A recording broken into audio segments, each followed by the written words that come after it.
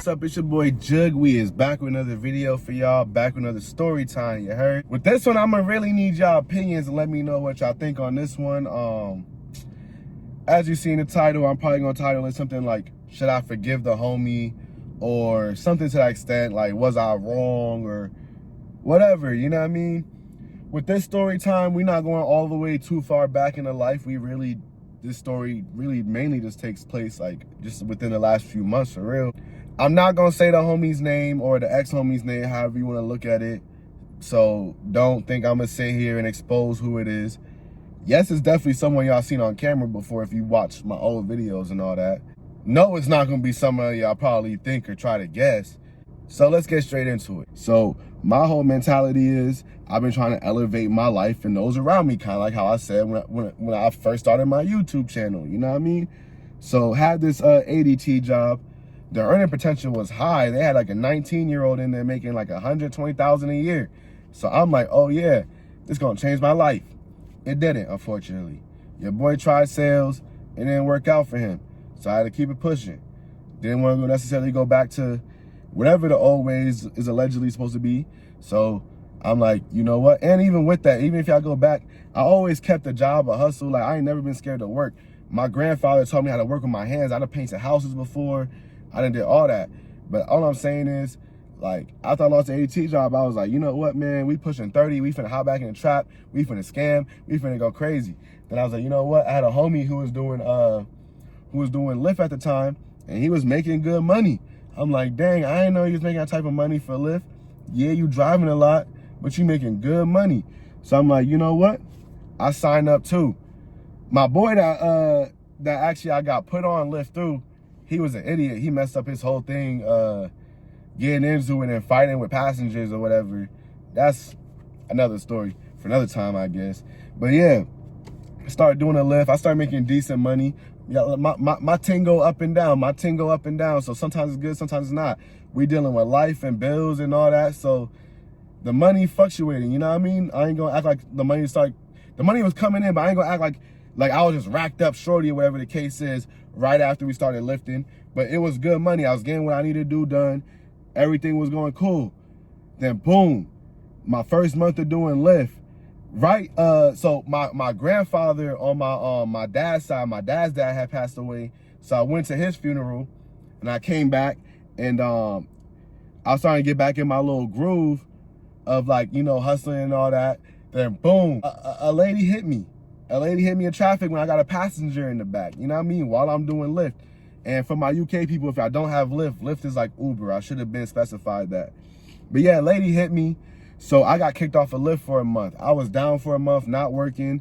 Luckily, I had a little bit of money to where, like, you know, like I could eat, whatever the case is. I got little other hustles that I was doing where I was surviving, not surviving how I wanted to. And and my car was down, so I really couldn't get around and do like what I wanted to do and go out and hustle, whatever the case is. So that really stagnated me for that month. That whole month, I'm on the phone with this homie in question that we talking about today. This homie, like I said, I'm not talking down on him. I'm not going to say his name. I'm really not even going to try to disrespect him too much in this video because really, I could if I really wanted to. And part of me be wanting to. I ain't going to lie. And I'm going to send this video to you so you know what it is, nigga. Fucking, I ain't going to disrespect you even though, like, I ain't kind of, like, mad at your ass. But yeah, we down for a month. Well, I'm down for a month. This homie been living at his mom's house for like the past 5-6 years. Realistically longer than that, because before that he was staying with me and my old roommate and like couch surfing with us. And before that, couch surfing with somebody else. And before that was, I think, in his mom's house before that. So all I'm saying is this grown man, and this part ain't disrespect. This part's the truth. This grown man has never left his mom's dwelling. I done went back to my mom's house before. I ain't gonna sit here and act. I left at 18 years old. I've been out pretty much for the whole time, but there was 3 years when I went back.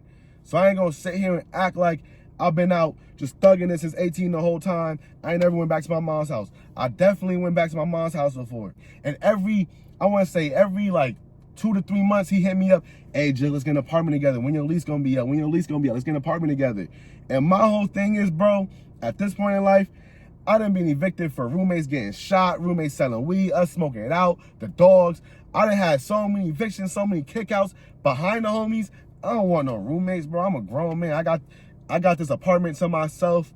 It's just me and my dog. We living in this apartment. This is well, I had another crib to myself before this, but this is my first real crib to myself with no roommates. Cases, I ain't gonna put your personal dealings at you or addictions or whatever, because we all got our addictions. I smoke a lot of weed. It is what it is. But you was never willing to put whatever to the side and stay down till you came up at least a little bit to go out and experience manhood. But I ain't thinking it's like I said, I ain't thinking of the homie like this in the moment. I'm just more so thinking like, dang, the homie been down for a while. Let me help the homie out. So I'm like, hey, yo, when I get back on Lyft, I'm going to shoot you some bread and we going to get you on Lyft and you're going to be making your $200 or $300 a day. I know the homie lazy. I'm being real. I know the homie lazy. I set myself up like really for failure by doing this in the first place because I know he lazy. I got other homies that I probably could have like did that for, that definitely when I hustled and did they thing. But yeah, I know the homie lazy. He like, oh, I hate driving. It's not about you hating driving. It's about you being lazy, gang. Because even back when I was painting, I tried to put you on with the painting, you'd be like, oh, it's hot. Be acting like he's finna die because it's so hot. Bro, you've been living in Arizona your whole life. Thug it out, you're a grown man, bro. And this ain't talking shit. This is just realness that you need to hear as a man. This is just raw emotion I'm giving y'all. But yeah, long story short, I'm like, yo, when I get back on my feet, I'm finna invest in you to get on. And let's keep in mind, before I say anything else, this the homie when he on his little vices and shit, we'll be on the phone and he'll say his little sneak disses. And I'll be catching it, but like I said, you can say whatever to me. It's just like you put your hands on me, that it's gonna be an issue. You're gonna find out the hard way. But I've been realizing he been sizing me up for a minute when he be in his zone and he be saying little stuff or whatever.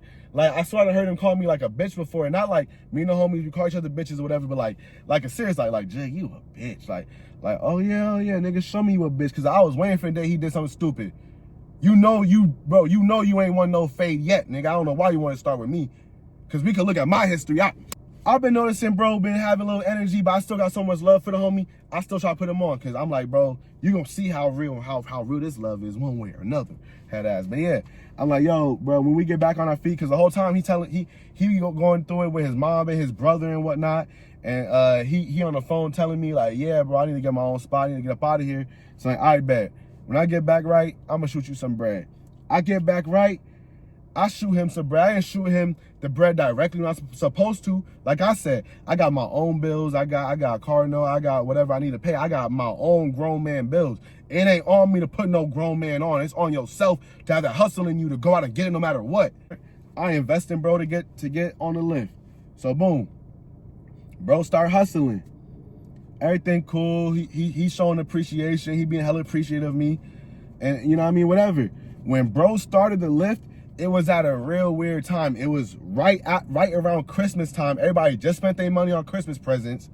And then New Year's, like it's the holiday season, so things ain't really going the money ain't coming as fast as he wanted to come, and then he claiming he hate driving or whatever.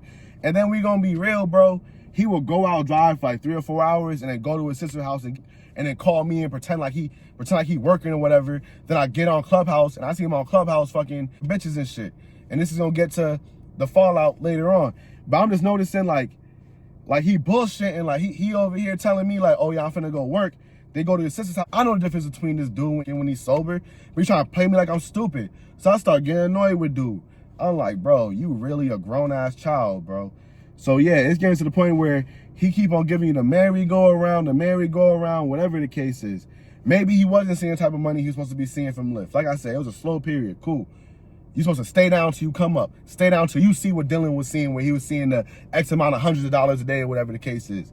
So, and like I said, or like how I'm trying to say, this ain't about the money. It's more about the principle of just sucking in life for real, bro. Let's get together, dude.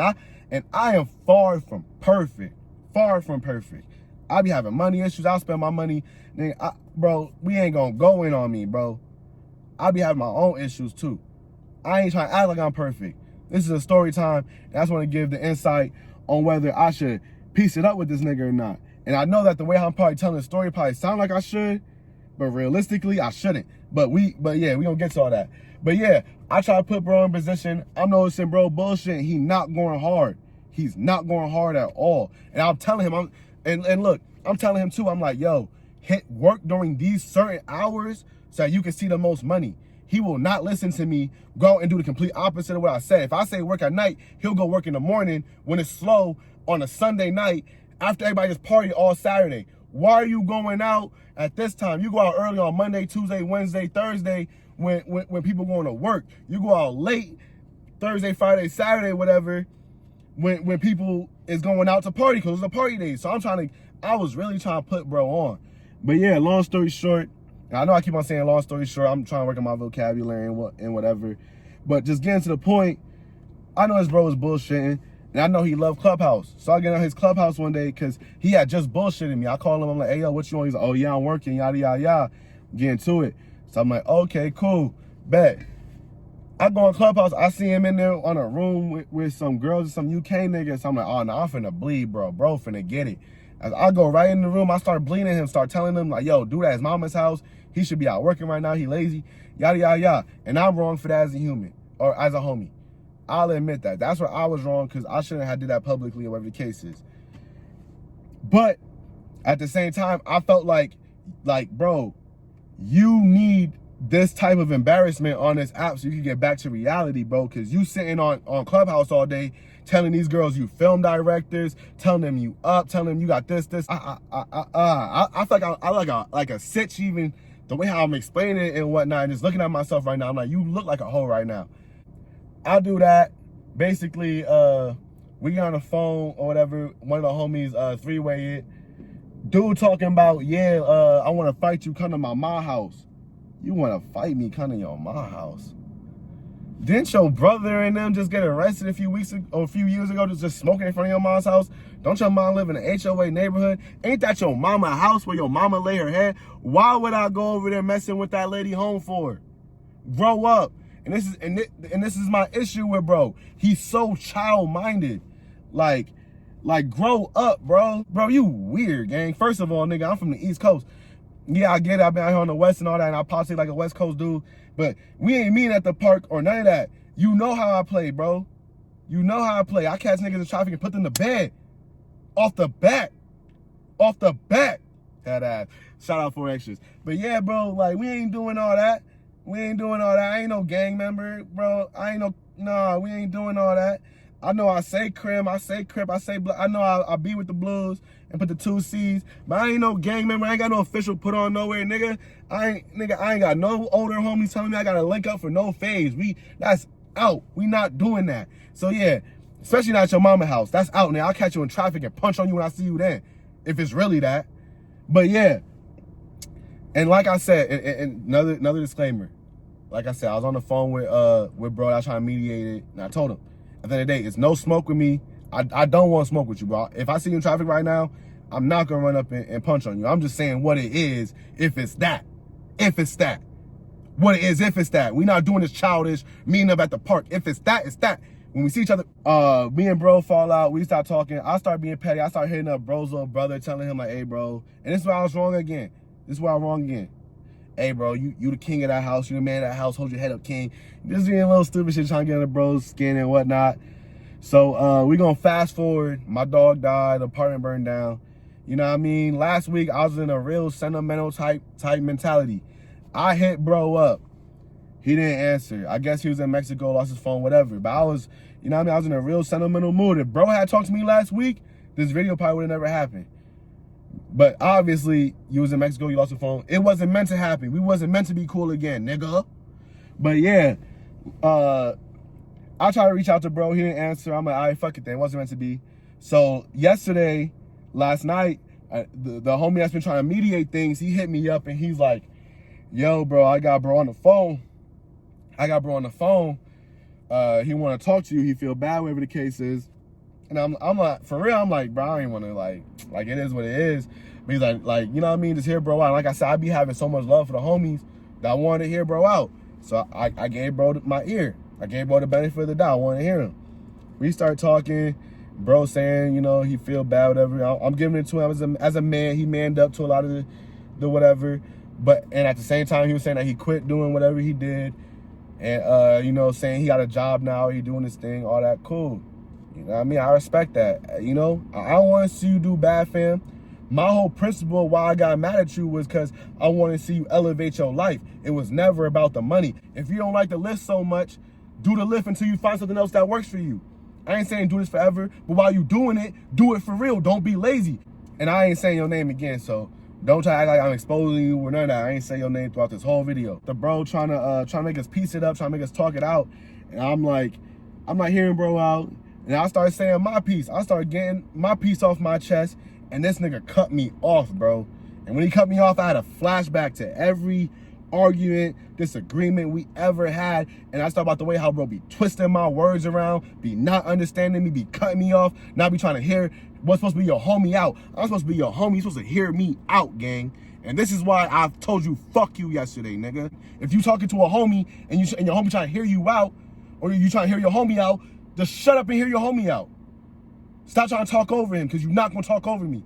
But you know what? I let him talk over me yesterday. I said, I was like, all right, cool. I let him talk. I let him get his little piece off, even though he cut me off. I stayed quiet. Let him get his piece off. I started saying my piece again.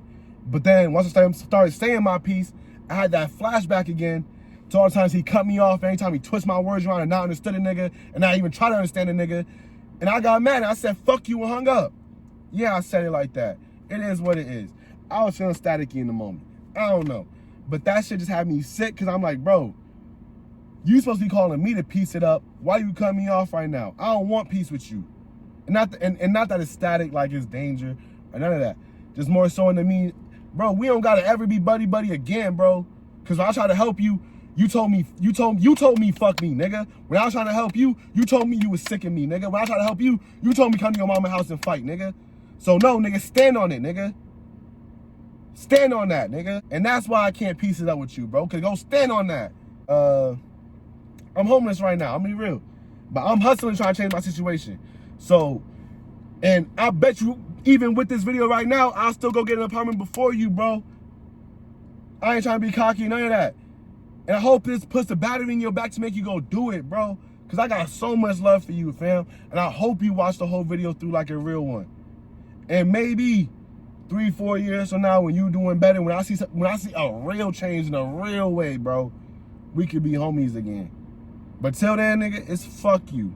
Peace. All year round, I call it June season.